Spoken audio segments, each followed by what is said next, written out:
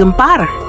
Warga jagat maya dan para penduduk desa Butuh Kajung lagi-lagi digemparkan tentang aksi seorang kakek tua bernama Kakek Udin Butuh Kajung yang menyelamatkan janda gembrot bernama Pukyatun yang dikejar-kejar ular butuh hirang dari hutan. Namun siapa sangka, setelah Pukyatun dibawa Kakek Udin ke tempat tinggalnya di sebuah gubuk reyot, Pukyatun terkejut bukan main. Ternyata Kakek Udin Butuh Kajung selama ini hidup dan tinggal bersama ribuan ular di gubuk reyotnya. Pastikan Anda telah menekan tombol like dan subscribe untuk menyimak kisah lengkapnya. Dan saya doakan, semoga Anda semua cepat jadi orang kaya raya, hidup bahagia, dan terbebas dari masalah hutang selama-lamanya. Dan sekarang, mari kita simak kisah ini hingga akhir.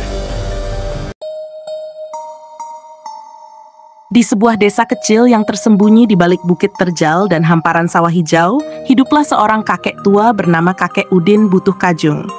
Usianya sudah lewat dari 70 tahun, tubuhnya kurus dengan jenggot putih yang menjuntai hingga ke dada. Meski usianya renta, tatapan matanya masih tajam seperti elang, penuh dengan teka-teki yang sulit ditebak. Gubuk reyotnya berdiri di ujung hutan yang jarang dijamah orang. Hutan itu terkenal angker, katanya dihuni oleh ular-ular raksasa dan makhluk gaib yang siap memangsa siapa saja yang berani masuk tanpa izin.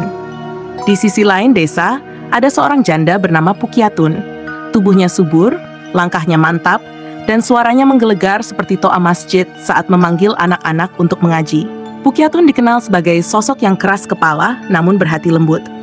Sejak suaminya meninggal akibat tersedak bakwan saat lomba makan di pasar malam, Pukyatun hidup seorang diri. Meski banyak lelaki yang mencoba mendekatinya, Pukyatun tetap setia pada kesendiriannya. Hari itu, matahari baru saja tenggelam di balik perbukitan. Langit berwarna jingga keemasan dan suara jangkrik mulai bersahutan. Pukyatun berjalan menuju hutan untuk mencari daun pisang yang katanya bisa membuat masakannya lebih gurih. Dengan kain batiknya yang diselempangkan di bahu dan sandal jepit yang sudah mulai tipis, Pukyatun berjalan dengan percaya diri. Namun, baru beberapa langkah memasuki hutan, angin berhembus kencang, dedaunan bergoyang liar, dan terdengarlah suara gesekan sesuatu yang merayap di tanah. Pukyatun hentikan langkahnya, jantungnya berdegup kencang. Dari balik semak-semak muncullah kepala seekor ular besar berwarna hitam pekat dengan mata kuning menyala. Ular itu dikenal warga sebagai Butuh Hirang, sang penjaga hutan terlarang. Pukyatun berteriak sekencang-kencangnya, "Tolong! Ya ampun, tolong!" Suara Pukyatun menggema di seluruh penjuru hutan. Ular Butuh Hirang menjulurkan lidahnya yang bercabang, mendesis, lalu merayap mendekat. Langkah kaki Pukyatun kacau, sandalnya terlempar entah kemana, dan tanpa pikir panjang, dia berlari secepat yang dia bisa. Namun, tubuhnya yang tambun membuatnya sulit bergerak gesit. Saat dia hampir jatuh tersungkur, tiba-tiba sebuah tongkat kayu panjang mendarat tepat di kepala ular itu. "Hei, ular keparat! Sana pergi, jangan ganggu tamuku." Suara itu datang dari seorang pria tua dengan topi caping dan baju lusuh. Dialah Kakek Udin Butuh Kajung. Dengan langkah perlahan namun pasti, kakek itu berjalan sambil menancapkan tongkatnya di tanah. Ular Butuh Hirang mendesis marah, namun perlahan mundur dan menghilang ke dalam semak-semak. Pukyatun, yang masih terengah-engah, menatap kakek tua itu dengan mata berkaca-kaca. "Kakek, terima kasih. Kalau tidak ada kakek, mungkin saya sudah jadi lauk ular itu." "Sudahlah, ayo ikut aku pulang. Hari sudah malam, hutan ini bukan tempat untuk manusia seperti kamu." Dengan langkah terseok-seok, Pukyatun mengikuti Kakek Udin melewati jalur setapak yang hampir tertutup semak belukar. Perjalanan menuju gubuk itu terasa lama. Nyanyian serangga malam semakin keras, dan bayangan pohon terlihat seperti monster di mata Pukyatun. Setibanya di gubuk reyot milik Kakek Udin, Pukyatun tertegun. Gubuk itu tampak rapuh, atapnya bolong di sana-sini, dindingnya terbuat dari anyaman bambu yang sudah mulai berlubang. Namun, bukan itu yang membuat Pukyatun kaget. Dari celah-celah dinding, dari bawah lantai, dan bahkan dari langit-langit, muncullah kepala-kepala ular yang melata dengan tenang. Ada yang kecil seperti tali sepatu, ada pula yang besar seperti batang pohon pisang. Astagfirullah. "Kakek, ini ular semua. Tenang saja. Mereka sudah seperti keluarga bagiku. Tidak akan ada yang menyakitimu selama kau di sini." Pukyatun duduk di sudut ruangan dengan wajah pucat pasi. Seekor ular kecil merayap di dekat kakinya. Tapi bukannya menggigit, ular itu hanya melingkar dengan tenang seakan ikut menjaga tamu majikannya. Kakek Udin membuatkan teh dari daun hutan, dan aromanya cukup menenangkan. Sambil menyeruput teh, Pukyatun mulai membuka percakapan. "Kakek, kenapa kakek tinggal di sini, di tengah hutan, bersama ular-ular ini?" Kakek Udin menarik napas panjang, tatapannya menerawang keluar jendela kecil gubuknya. "Dulu, aku adalah seorang lelaki biasa, bekerja di ladang dan hidup bersama istriku tercinta. Tapi suatu hari, aku kehilangan semuanya. Istriku meninggal dunia karena sakit, dan aku tak punya siapa-siapa lagi.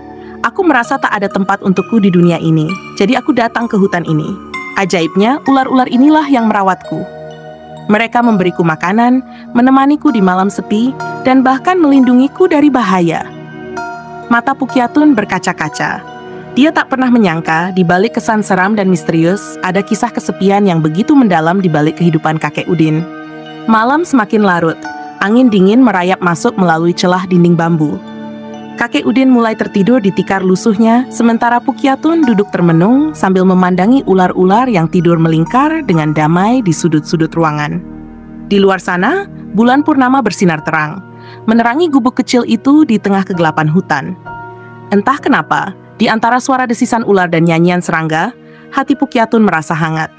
Ada sesuatu yang ajaib di gubuk reot ini, sesuatu yang tak bisa dijelaskan dengan kata-kata.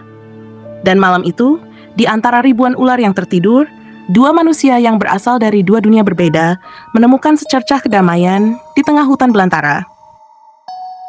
Malam itu terasa begitu panjang bagi Pukyatun. Tidur di antara ribuan ular bukanlah pengalaman yang bisa dianggap biasa. Setiap gerakan kecil di kegelapan membuatnya refleks meloncat, meskipun akhirnya ia sadar ular-ular itu sama sekali tidak berniat jahat padanya. Beberapa malah tampak seperti berjaga, memastikan Pukyatun baik-baik saja. Pagi menjelang. Sinar matahari menerobos dari celah-celah atap gubuk reot kakek Udin. Pukyatun bangun dengan kepala sedikit pusing dan badan pegal-pegal. Kakek Udin sudah duduk di depan gubuk, menyeruput teh hangat sambil memberi makan ular-ular kecil dengan sepotong ubi rebus. "Selamat pagi, kakek," ucap Pukyatun sambil meregangkan tubuhnya. "Selamat pagi, Pukyatun. Bagaimana tidurmu? Nyaman, kan?" "Nyaman sih nyaman, kek. Tapi rasanya tiap ular melintas aku refleks baca ayat kursi 3 kali." Kakek Udin tertawa kecil.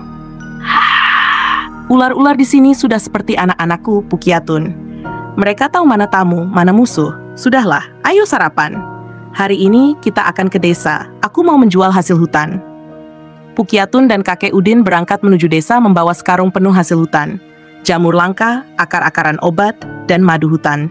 Sepanjang jalan, Pukyatun merasa kagum dengan ketangkasan kakek Udin melintasi jalur hutan yang sulit. Di satu titik, Pukyatun hampir terpeleset di tanah licin, tapi kakek Udin dengan sigap menangkap tangannya. "Tenang, Pukyatun. Aku mungkin sudah tua, tapi refleksku masih seperti Bruce Lee." "Astagfirullah, kakek. Hampir saja saya jadi pisang goreng terbalik." Mereka akhirnya sampai di pasar desa.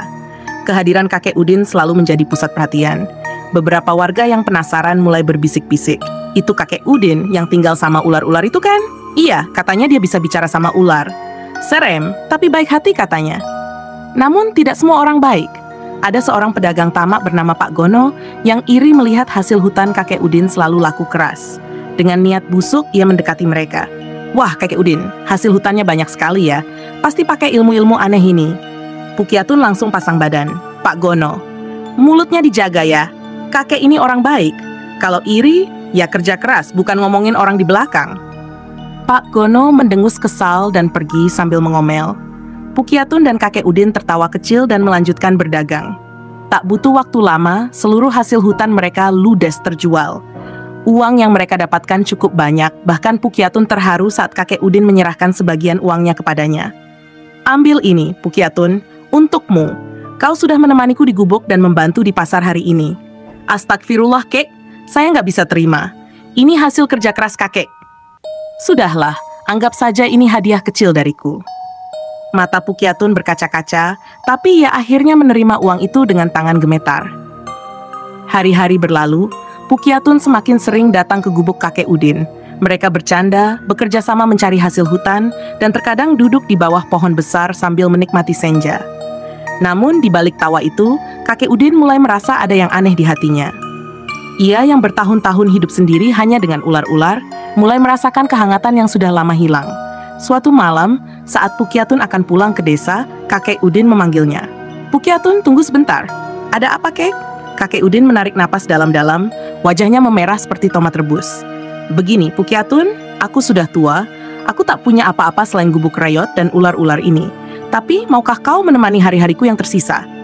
Pukyatun terpaku, air matanya perlahan menetes. "Kakek, maksud kakek kita menikah?" "Iya, kalau kau tidak keberatan dengan lelaki tua sepertiku." Pukyatun langsung memeluk kakek Udin. Mereka berdua menangis di bawah cahaya bulan yang bersinar terang. Dari balik semak-semak, ular-ular seperti ikut bersorak gembira. Mungkin kalau ular bisa sorak-sorai. Pernikahan sederhana kakek Udin dan Pukyatun digelar di desa. Meski hanya beralaskan tikar dan dihiasi bunga liar, suasananya penuh haru dan kebahagiaan. Semua warga desa hadir, bahkan Pak Gono yang dulu iri ikut datang sambil membawa hadiah berupa 1 ekor ayam. Namun, kebahagiaan mereka tidak berhenti di situ. Beberapa bulan setelah pernikahan, kakek Udin menemukan gua kecil di dalam hutan. Di dalamnya, mereka menemukan bongkahan emas dan batu permata yang jumlahnya tak terhitung. Desa Butuh Kajung gempar. Kakek Udin dan Pukyatun tiba-tiba menjadi orang kaya raya. Tapi kekayaan tidak mengubah mereka. Mereka tetap rendah hati dan dermawan, membantu warga desa dengan mendirikan sekolah, masjid, dan tempat kesehatan. Di akhir cerita, terlihat kakek Udin dan Pukyatun duduk di beranda rumah besar mereka yang tetap sederhana. Ular-ular masih ada di sekitar mereka, tetapi kini hidup dengan nyaman di taman khusus yang dibangun untuk mereka. "Hidup ini memang penuh kejutan ya, Kek," ujar Pukyatun sambil tersenyum. "Betul, Pukyatun. Yang penting, kita selalu bersyukur dan berbagi." Terima kasih sudah menyimak kisah ini hingga akhir. Jangan lupa untuk like, subscribe, dan nyalakan loncengnya. Saya doakan kalian semua cepat kaya raya, hidup bahagia, dan terbebas dari hutang selamanya. Sampai jumpa di kisah berikutnya.